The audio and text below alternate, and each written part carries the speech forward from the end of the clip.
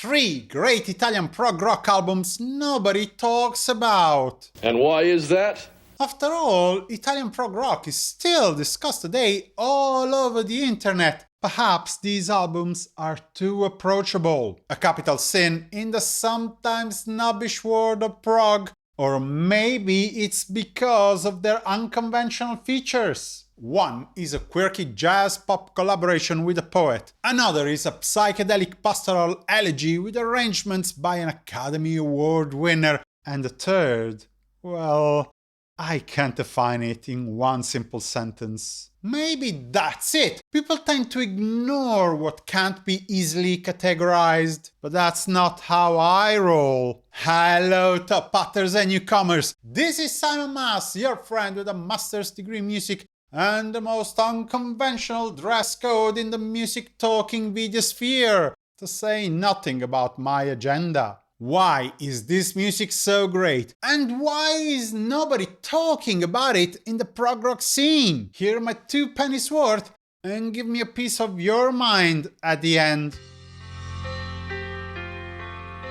Let's start with the quirkiest of the 3 albums, Automobili by Lucio Dalla. This is actually the less typically progressive of the trio, which is to be expected because Lucio Dalla at the time defied any easy categorization. Lucio was like a music shapeshifter bent to turn convention upside down. He was rooted in jazz, but he was not playing jazz. His scat singing seemed a parody. His clarinet playing avoided the abstract extended soloing of modern jazz. He was pop, but of a weird kind, mixing elements of old popular and folk music with futuristic noises. He almost sounded like a music genre of his own. Automobili is Lucio's final collaboration with poet Roberto Roversi, a concept album revolving around cars and their role in people's lives. During its recording, Roversi had a fallout with Dalla. It was so bad that the poet signed his work with a pseudonym. He decided never to work with Lucio again, so Automobili was their swan song. And quite a swan song it was! This is not your typical prog rock album, but it's polymelodic like some Yes or King Crimson song and epic like some Genesis ones. Automobili combines lots of quirky background melodies, sounding like a distorted version of some imaginary popular or folkloric tunes, with jazz lines, scream singing to mimic the roar of the engines, unusual instruments popping out here and there, lyrics telling mythical, larger-than-life stories.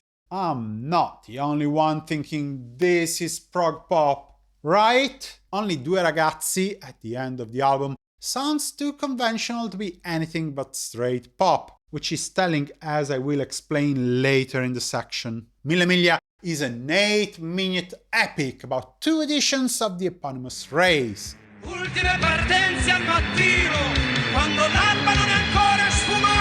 It's like an ideal bridge between these 2 editions, the 1930 and the 1947 one, of 2 different Italies, separated by ideology, one fascist, the other democratic, one warmongering, the other trying to build over the rubbles of World War II, united by the maddening roaring of racing cars and the breathtaking risks the pilots took to win. The car here is almost a symbol of a wild, dangerous future that one has to ride and conquer. L'Ingorgo, instead, paints a different picture, that of a gigantic traffic jam.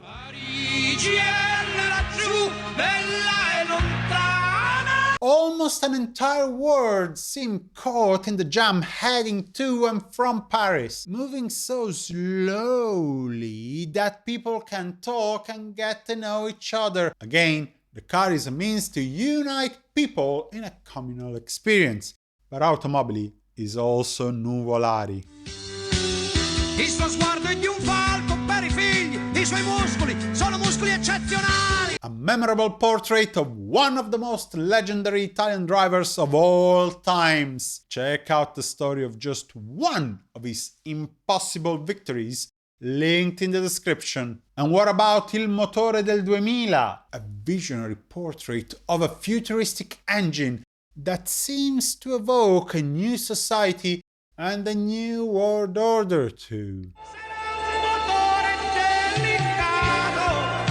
True, if you don't speak Italian, perhaps the songs will sound like someone talking about pineapple on pizza. But in this day of search engines and AIs, having the lyrics translated is a couple of clicks away. The fact that Automobili closes with Due Ragazzi was telling about Dalla's next step. After Roversi left him, he decided to write his own lyrics. Lucio's different approach to storytelling and perhaps the way music changed with punk made for more conventional pop albums. Beautiful music, mind, but hardly as quirky as that of the first phase of his career.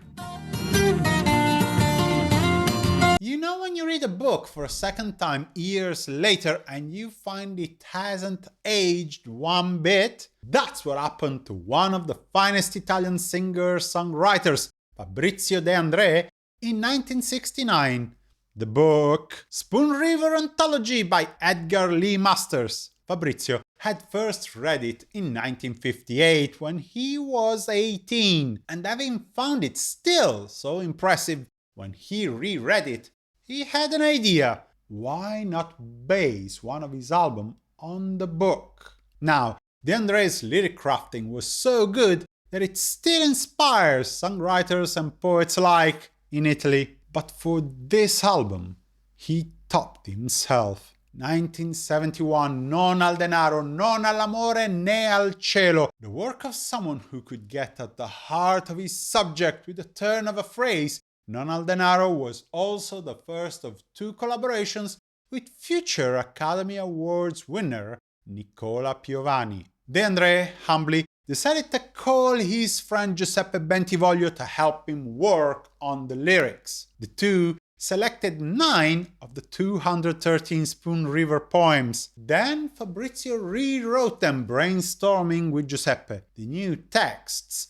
were more dynamic, more incisive. De André and Bentivoglio took a great 50-year-old idea and made it even better, more relevant to the present. Fabrizio took great care in selecting those characters that could resonate with his audience, that connected 1915 American bourgeoisie with 1971 Italian middle class. The resulting 9 songs were then divided so that each side of the record would reflect a specific theme. Envy for side A, Science for side B. The record is book-ended by 2 songs that stand on their own. La Collina, an eerie sentimental dirge that makes you reflect on death and the meaning of life.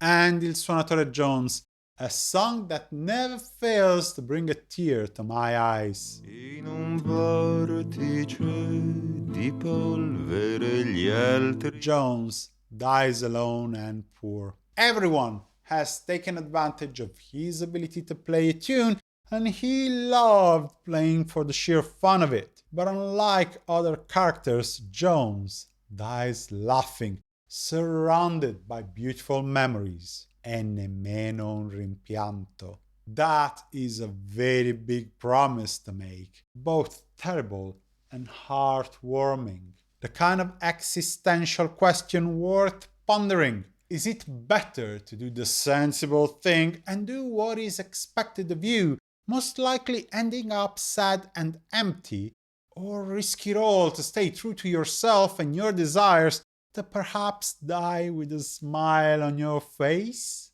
Drop me a comment with your reply if you want to get philosophical here. In the meantime, I'll be listening to this wonderful record, especially its best song, Un Ottico. Il mercante di luce, il vostro oculista. This is super crunchy psychedelic prog, a breathtaking piece of music that would sit royally on the piper at the gates of dawn or in the court of the Crimson King. Piovani's orchestration is pure gold, and the studio gimmicks are used to maximum effects too. For example, listen to how the reverb on the vocals disappears on the Porta tumori di malinconia line, leaving Fabrizio's voice almost bare for a second.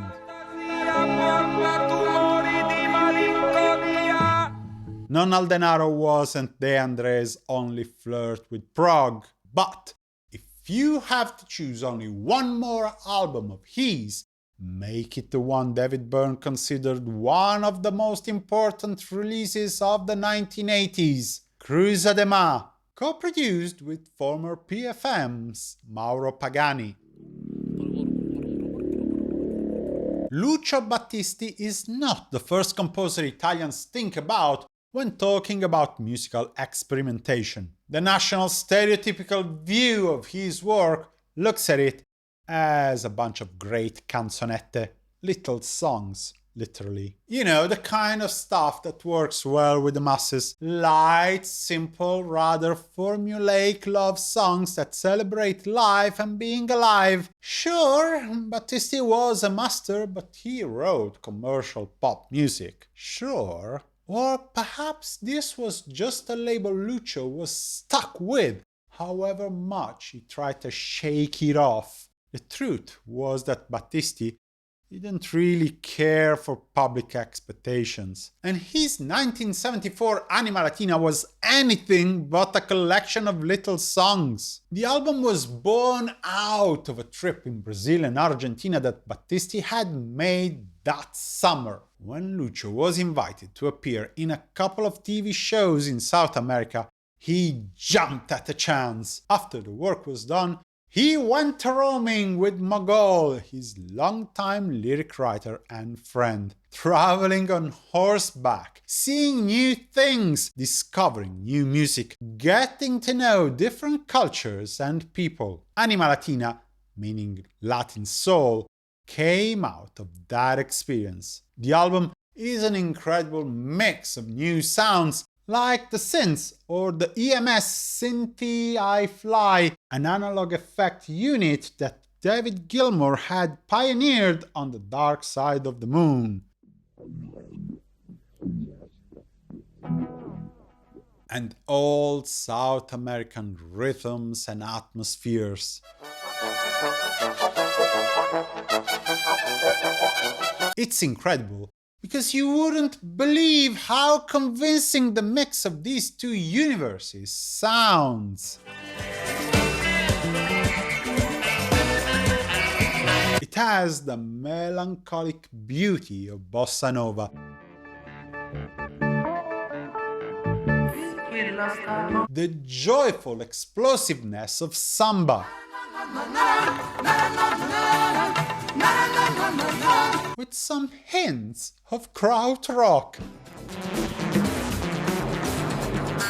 But it sounds nothing like any of those genres. In fact, if I had to compare it to anything, I'd say it's Marcel Proust in Search of Lost Time made music. Anima Latina is a flashback of memories, a flow of impressions, a cauldron of ideas, sometimes almost a stream of consciousness.